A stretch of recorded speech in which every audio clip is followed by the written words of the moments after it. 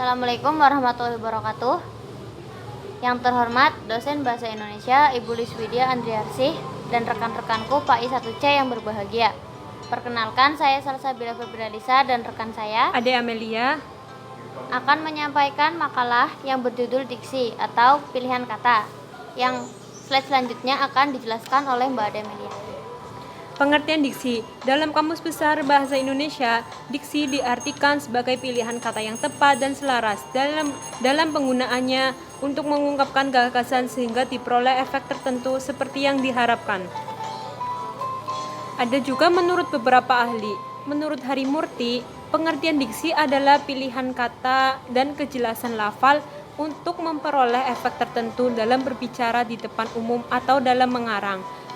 Selanjutnya ada Widya Martaya dan Endre, bisa dilihat dan dibaca di PPT kami. Untuk yang selanjutnya, ketepatan diksi.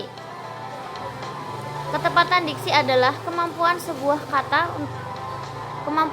kata untuk menimbulkan gagasan yang sama pada imajinasi pendengar. Adapun syarat-syarat ketepatan diksi adalah sebagai berikut. Yang pertama, dapat membedakan denotasi dan konotasi. Denotasi adalah kata yang bermakna lugas atau tidak bermakna ganda. Contohnya, pembedaan makna denotasi dan konotasi. A. Bunga bangkai sangat semerbak aroma baunya. Denotasi.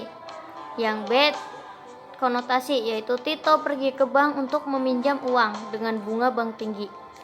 Sama-sama menggunakan kata bunga tetapi maknanya berbeda. Untuk yang A yaitu bunga yang bermakna tumbuhan, yang B yaitu bunga yang bermakna imbalan jasa untuk penggunaan uang. Untuk yang kedua, dapat membedakan kata yang hampir bersinonim. Sinonim adalah dua kata atau lebih yang pada asasnya mempunyai makna yang mirip atau sama, tetapi bentuknya berlainan.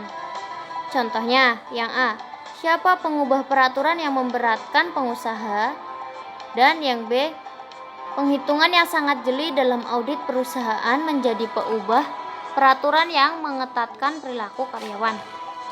Untuk yang ketiga, dapat membedakan kata-kata yang mirip ejaannya. Contohnya, korupsi, kolusi, interferensi, inferensi, intensif, insentif, karton, kartun, dan korporasi serta kooperasi.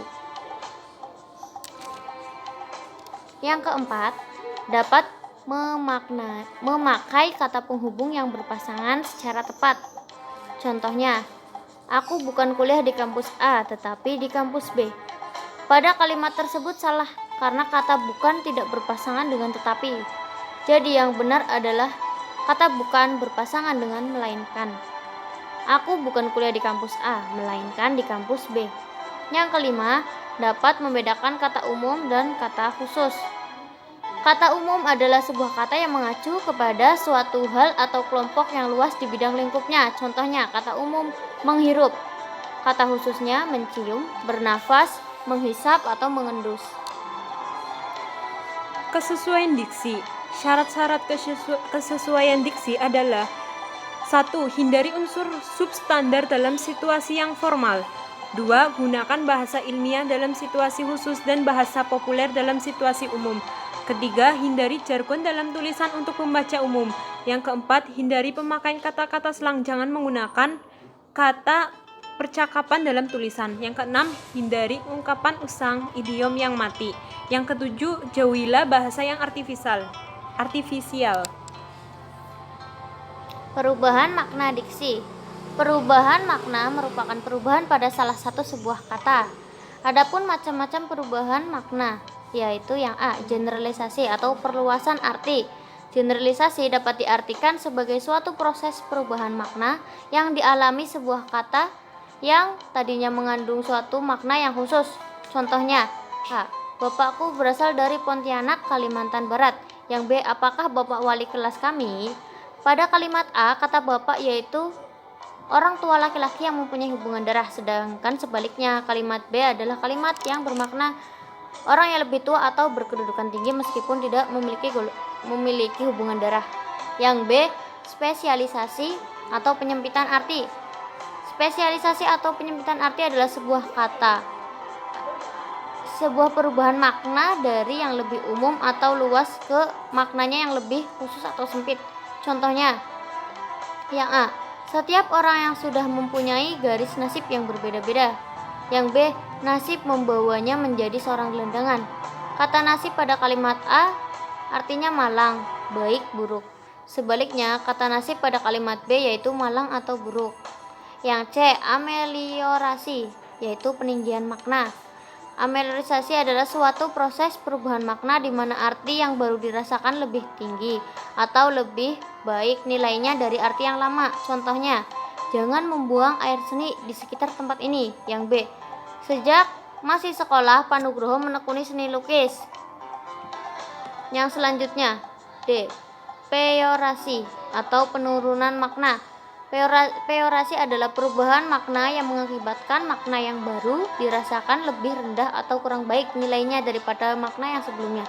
Contoh, di kota besar ditemukan banyak gelandangan. Kata gelandangan dianggap lebih rendah nilainya daripada tunawisma. Yang E. Metafora. Metafora adalah perubahan makna karena perbedaan sifat dua objek. Contohnya matahari sang surya, putri malam untuk bulan, pulau empulau. Yang F. Metonimi. Metonimi sebagai suatu proses perubahan makna terjadi karena hubungan yang erat antar kata-kata yang terlibat dalam suatu lingkungan makna yang sama. Contohnya, kata kota tadinya berarti susunan batu yang dibuat mengelilingi sebuah tempat pemukiman sebagai pertahanan dari luar.